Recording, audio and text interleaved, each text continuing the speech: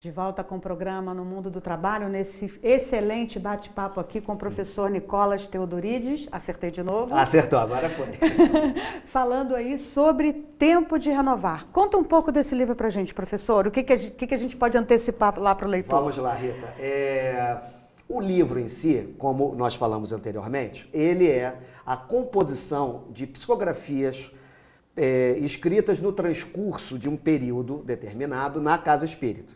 Uhum. Eu aqui não identifico a casa por uma questão, né, de respeito, né? Mas são sessões públicas, quem me conhece sabe onde que elas foram feitas. E aí o que acontece? Essas psicografias são feitas da seguinte maneira: você está na reunião, na sessão pública, está tendo o palestrante falando a respeito de um determinado assunto, e quem tem a possibilidade da psicografia está lá escrevendo, vendo, né? Às vezes não escreve, às vezes não recebe, não tem o porquê, não sei, em suma. Então, dentro dessa compilação... Não é ligação, não é telefone daqui para lá, não. Não é rápido Chico, assim, né? Como o Chico falava, a ligação não é daqui para lá, é de lá para cá. Né? Então, não basta querer, tem que ter um momento. Em suma, então, esse bojo de mensagens, elas foram condensadas, eu digitalizei, porque elas são escritas, né, no lápis.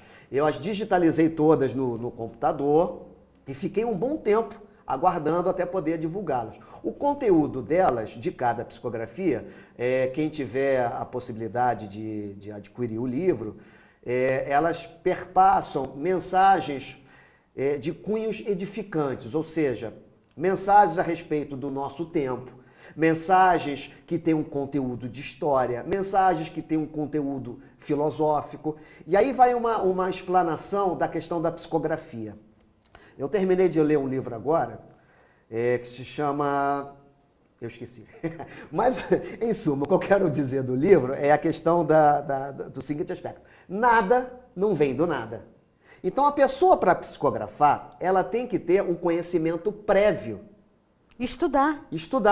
Por isso que o lema do Kardec espíritas, amai-vos e instruí-vos. Porque se você não se instrui, você fica sem a instrumentalização para, por exemplo, eu estar aqui conversando com você do lançamento de um livro ou de livros posteriores. Como é que você vai dar aula de história se você não continua, como eu por sei exemplo, que você é esse estudioso? livro, que eu esqueci o nome, o autor coloca que para ele ler, para ele poder escrever esse livro, que foi um livro de inspiração, né?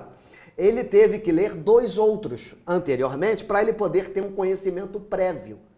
O próprio Chico, pelo seu mentor Emmanuel, ele recebia, olha, pega o livro tal e lê. Às vezes lia as 2, 3 primeiras folhas, tá ótimo. Porque ele precisava daquele conhecimento. Então as psicografias, muitas das vezes, elas assumem até um caráter mais profundo nesse sentido, pela bagagem de conhecimento. Daí a explanação, nada não sai do nada. Tem que ter um arcabouço, que nós chamamos, do próprio médium. E aí cria-se uma confusão, porque você, mas isso não é animismo? O que é animismo? Animismo seria algo pessoal do médium. Pode até ser, mas você escrever 3, 4 folhas em 10 minutos... Poxa, haja animismo, né? Não é só do médium, entendeu? Agora, professor, assim, né? Tempo de renovar. O que é tempo de renovar? Tempo de renovar. O tempo de renovar, ele é o tema de uma das psicografias que eu efetuei. Como é que eu escolhi assim? Eu falei assim, bom, deixa eu ver dessa... Porque todas as psicografias, no meu caso específico, elas têm título. Através daquele título, como eu falei das várias possibilidades de psicografar, ela me dava o roteiro do que eu iria escrever. Então, o tempo de renovar é uma das psicografias. E por que renovar? Nós todos somos espíritos em processo de evolução. Hoje estamos encarnados. Nós não somos homens, princípio sociológico. Nós estamos como os homens, mas nós somos princípios inteligentes em processo de evolução. E o tempo de renovar, por quê? Essa evolução se dá através das nossas renovações íntimas. Reformas. A reforma íntima. Por isso que a reforma íntima é tão propalada no Espiritismo. Então, o tempo de renovar é o quê? É você, através da sua autotransformação, da sua autoconsciência, dos erros perpetrados, que possivelmente já vêm de tempos pretéritos, você vir a se modificar. Isso é um processo lento. Ninguém vira anjo da noite pro dia. Sim, sim. Né? Ninguém aprende a multiplicar, dividir, sem antes aprender a somar. E aí você tem muitas das vezes aquelas exigências das pessoas. Ué, mas você não é espírita, você não pode fazer isso, não pode fazer aquilo. Gente, todos somos humanos. Né? Errar é humano. Então, dentro desse processo, você tem uma continuidade de aprendizado. Você não pode sofrer uma perda, você não pode chorar uma perda. Então, não é você bem por tem aí, né? É aquela questão dos pré-conceitos. E os pré-conceitos atrapalham muitas pessoas. Daí o fato de eu também gostar muito dos estudos, porque cada vez que eu leio, eu entendo mais o aforismo de Sócrates. Quanto mais sei, menos sei. Porque você vai observando que cada vez mais você tem um leque para poder aprender as coisas que você não vai dar conta na encarnação. Isso eu estava ontem coçando meu cavanhaque, a minha esposa já sabe o que eu estou pensando. Ela, o que você está pensando? Eu falei assim, não, eu estou observando que, nossa, a gente tem uma encarnação, aprende, aí desencarna, depois tem outra encarnação, aprende. Assim, sim, mas aquilo fica dentro de você. Eu falei assim, pô, mas não podia ficar direto, ou seja... A gente está sempre se questionando, já não podia estar no consciente. No pacote, né? No pacote. Agora, professor, eu não sei, né, mas acredito que o senhor deva responder muito essa pergunta. Primeiro, o senhor falou que existe a psicografia mecânica, isso. Não é isso? Depois, como é que são os nomes? A semimecânica, a intuída e a inspirada. Então, qualquer é uma habilidade desenvolvida? Qualquer pessoa pode... A mediunidade, ela faz parte do processo de evolução do ser humano. Não é inata a mim, não é inata a você, não é inata, ou seja, ninguém é especial por isso. Ela faz parte do processo de evolução. Como eu te falei, princípio inteligente. Inicialmente, o instinto. Depois, a razão. Nós estamos agora no terceiro plano, que é a intuição. Então, é um processo de desenvolvimento da mônada espiritual, que somos nós. Né? E ela acompanha. Só que nós vamos desenvolvendo paulatinamente. A pessoa não nasce,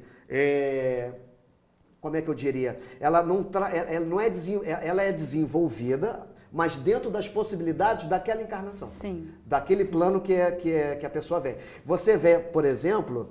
Porque a comunicação com os espíritos, ela já advém, você pega o Velho Testamento, sim, relatos os relatos ali das comunicações de espíritos desencarnados e o próprio Moisés com os 12 mandamentos já deixa tudo registrado. Isso, só que é visto de uma outra postura, mas é o processo de intermediação. Muito bem.